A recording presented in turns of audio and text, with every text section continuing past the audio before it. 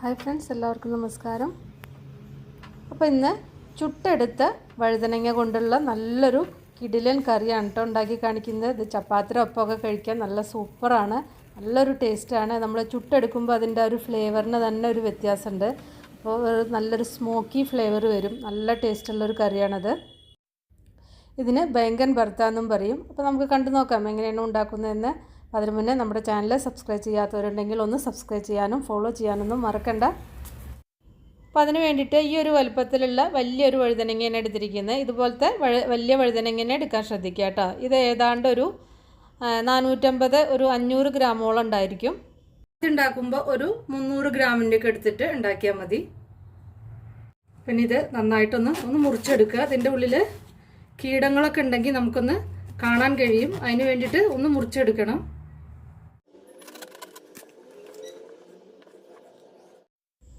കയ്യിൽ കുറച്ച് എണ്ണ പുരട്ടിയിട്ട് ഈ വഴുതനങ്ങയുടെ മീതെ ഒന്ന് പുരട്ടി കൊടുക്കുക.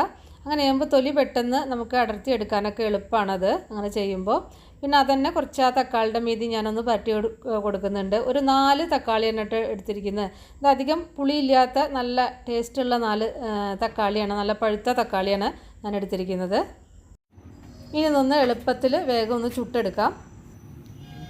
ഇപ്പോൾ ഞാൻ ഇതേപോലൊരു വയർ റാക്ക് വെച്ചിട്ടുണ്ട്. അപ്പോൾ ഇതിൻ്റെ ആവശ്യമില്ല. ഇതില്ലെങ്കിലും നേരിട്ട് ഫ്ലെയിമിൻ്റെ മീതെ കാണിച്ചിട്ട് നമുക്കിത് പൊള്ളിച്ചെടുക്കാവുന്നതാണ്. വഴുതനങ്ങ പെട്ടെന്ന് പൊള്ളിച്ചെടുക്കാൻ പറ്റും. ഒരു 10-12 മിനിറ്റ് മതി. ഇതിപ്പോൾ വലിയ വഴുതനങ്ങയാണ്, അതുകൊണ്ട് തന്നെ ഒരു 12-13 മിനിറ്റ് കൊണ്ട് തന്നെ ആവും.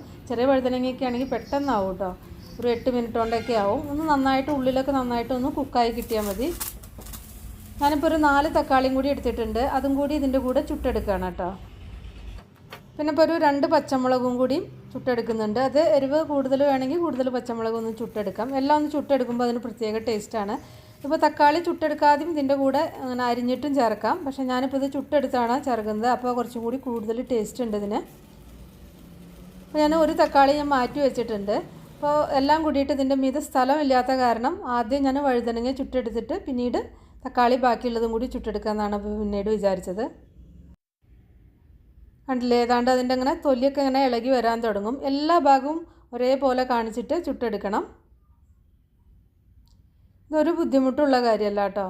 ഞാൻ പറഞ്ഞ പോലെ ഈ വയർ റാക്കിൻ്റെ ആവശ്യമൊന്നുമില്ല. ഡയറക്റ്റ് ഫ്ലെയിമിൻ്റെ മീതെ കാണിച്ചിട്ട് ചുട്ടെടുക്കാവുന്നതാണ്. ഇപ്പോൾ ഇതാ വഴുതനങ്ങ നന്നായിട്ട് ചുട്ടെടുത്തിട്ടുണ്ട്.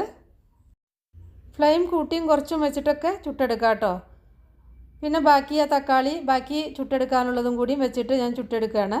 ആദ്യം കുറച്ച് വെച്ചിട്ട് ചുട്ടെടുത്തിട്ടുണ്ടായിരുന്നു, കുറച്ചും കൂടി ആവാൻ ബാക്കിയുണ്ട്. അപ്പോൾ അതിൻ്റെ മീതെ ഒരു 6-7 വെളുത്തുള്ളിയും കൂടി ഞാൻ ചുട്ടെടുക്കുന്നുണ്ട്. നമ്മുടെ കയ്യിലൊക്കെ പപ്പടക്കോല് ഉണ്ടാവില്ലേ, അതിൻ്റെ മീതെ കോർത്തിട്ട് കാണിച്ചു കഴിഞ്ഞാൽ പെട്ടെന്ന് ഒരുമിച്ച് എല്ലാം കൂടി ചുട്ടെടുക്കാൻ പറ്റും. ഞാൻ ആ പച്ചമുളകും ഇതിൻ്റെ മീതെ കോർത്ത് വെച്ചിട്ടുണ്ട്. ഇനി എല്ലാം ഒരുവിധം നന്നായിട്ട് ചുട്ടെടുക്കുക. ഉള്ളി നന്നായിട്ട് വെന്ത് കിട്ടണം. അപ്പോൾ ഇത് എല്ലാം ചുട്ടെടുത്തു. ഇനി ഇതൊന്ന് തണുക്കാൻ വയ്ക്കാം. തണുത്തതിൻ്റെ ശേഷം വഴുതനങ്ങയുടെയും തക്കാളിയും വെളുത്തുള്ളിയൊക്കെ തൊലി ഒന്ന് കളയണം.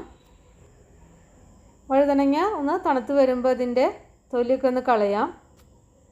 ഇത് എളുപ്പത്തിൽ ഇതിങ്ങനെ അടർന്നു പോരും, ഒരു ബുദ്ധിമുട്ടുമില്ല. അപ്പോൾ ഇതാ തൊലിയൊക്കെ കളഞ്ഞ് വൃത്തിയാക്കി വെച്ചിട്ടുണ്ട്. അതിൻ്റെ ഞെട്ടൊന്ന് അരിഞ്ഞെടുത്തിട്ടുണ്ട്. പിന്നെ അതിൻ്റെ ആ തൊലി കളഞ്ഞതിൻ്റെ ശേഷം ഒന്ന് വെള്ളം ഒഴിച്ചിട്ട് ഒന്ന് കഴുകുക കേട്ടോ. എന്നാൽ അതൊന്ന് ക്ലീനായി കിട്ടും. അതിൻ്റെ മീതെ കുറച്ച് വെള്ളം ഒഴിച്ചു കൊടുത്താൽ മാത്രം മതി. ഇതിന് ഈ കത്തി കൊണ്ട് ഒന്ന് ചെറുതായിട്ട് അരിയുക, അല്ലെങ്കിൽ നന്നായിട്ട് ഉടച്ചെടുത്താലും മതി. അപ്പോൾ നന്നായിട്ട് അരിഞ്ഞെടുത്തിട്ടുണ്ട്. ഇനി ഇതിലേക്ക് ആ വെളുത്തുള്ളി ചുട്ടതും അതുപോലെ തന്നെ പച്ചമുളക് ചുട്ടതും ഒന്ന് ചതച്ചിട്ടാണ് അപ്പോൾ ഞാൻ ചേർത്തിരിക്കുന്നത്. വെളുത്തുള്ളിയുടെ തൊലി ഞാൻ കളഞ്ഞിട്ടുണ്ട്, അതും കൂടി ഇതിലേക്ക് ചേർത്തിട്ട് മിക്സ് ചെയ്യുക. പിന്നെ അത് ആ തക്കാളി തൊലി കളഞ്ഞിട്ട് അതും ഒന്ന് ചെറുതായിട്ട് അരിഞ്ഞെടുത്തിട്ടുണ്ട്. നമുക്ക് തക്കാളി ഉള്ളിലേക്കൊന്നും ഒരു പ്രശ്നവും പറ്റിയിട്ടില്ല, പുറമേയുള്ള തൊലി മാത്രമേ കരിഞ്ഞിട്ടുണ്ടായിരുന്നുള്ളൂ. ഇനി ഇതുണ്ടാക്കാൻ 5 മിനിറ്റേ വേണ്ടൂ, വളരെ എളുപ്പമാണ്.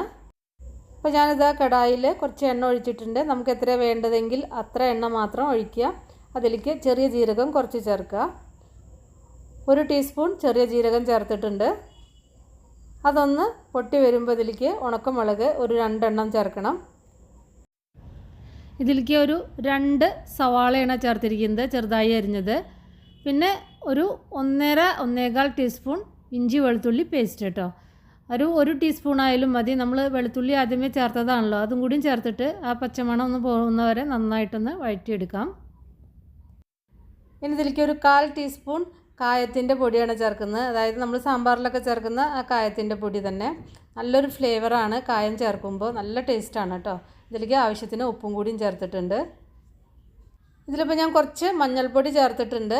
പിന്നെ ഒരു 1/2 ടീസ്പൂൺ മല്ലിപ്പൊടിയാണ് ചേർത്തിരിക്കുന്നത്. ഇതിൽ മസാല കൂടുതലായി പോയാൽ അതിന് ടേസ്റ്റ് ഉണ്ടാവില്ല. കുറച്ച് മസാല ഇതിൽ ചേർക്കാവൂ. ഇനി ഇതിലേക്ക് എരിവിന് ആവശ്യമായിട്ടുള്ള മുളക് പൊടി ചേർക്കാം. ഇനി ഇതിലേക്ക് ഒരു 1/2 ടീസ്പൂൺ ചെറിയ ജീരകം പൊടിച്ചതാണ് ചേർക്കുന്നത്. ചെറിയ ജീരകത്തിൻ്റെ പൊടിയും കൂടിയും ചേർത്തിട്ട് ഒന്ന് നന്നായിട്ട് മൂപ്പിക്കുക. അതിനുശേഷം അരിഞ്ഞു വെച്ച ആ തക്കാളിയും കൂടി ചേർത്തിട്ട് നന്നായിട്ട് മിക്സ് ചെയ്യാം. തക്കാളി ആദ്യമേ തന്നെ വെന്തതാണ്, എന്നാലും ഞാനിതൊന്ന് അടച്ചു വെച്ചിട്ടുണ്ടായിരുന്നു കേട്ടോ, ഒന്ന് എണ്ണ തെളിയാൻ വേണ്ടിയിട്ട്. ഇതിലേക്ക് ആവശ്യത്തിന് ഉപ്പൊക്കെ ചേർത്തിട്ടുണ്ട്. ഇപ്പോൾ ഇതാ എണ്ണയൊക്കെ നന്നായിട്ട് തെളിഞ്ഞു വന്നിട്ടുണ്ട്.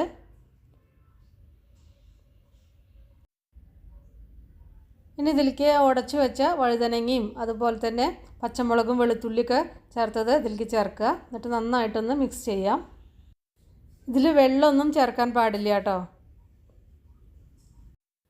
ഇനി അവസാനം ഇതിലേക്ക് ആവശ്യത്തിന് മല്ലിയില കൂടി ചേർക്കാം. പിന്നെ ഇതിലേക്ക് ഏറ്റവും അവസാനം കുറച്ച് ഗരം മസാല കൂടി ചേർക്കണം. ഒരു 1/2 ടീസ്പൂൺ മുതൽ ഒരു 1/4 ടീസ്പൂൺ വരെയൊക്കെ ഗരം മസാല ചേർക്കാം. അല്ലെങ്കിൽ നമ്മളുടെ ഫ്ലേവറിനനുസരിച്ച് കുറച്ച് കൂടുതലായിട്ട് ചേർക്കാവുന്നതാണ്. ഗരം മസാല ഇടുന്ന ആ ഒരു വീഡിയോ മിസ്സായി പോയതാണ് കേട്ടോ. അപ്പോൾ ഗരം മസാലയും മല്ലിയിലയും എല്ലാം കൂടി ചേർത്തിട്ട് 1 മിനിറ്റ് നന്നായിട്ടൊന്ന് കുക്ക് ചെയ്യുക. ആവശ്യത്തിന് ഉപ്പും കൂടി ഞാൻ ചേർത്ത് കൊടുത്തിട്ടുണ്ട്. കുറച്ച് ഉപ്പ് കുറവായിരുന്നു. അപ്പോൾ ഇത്രയേ ഉള്ളൂ.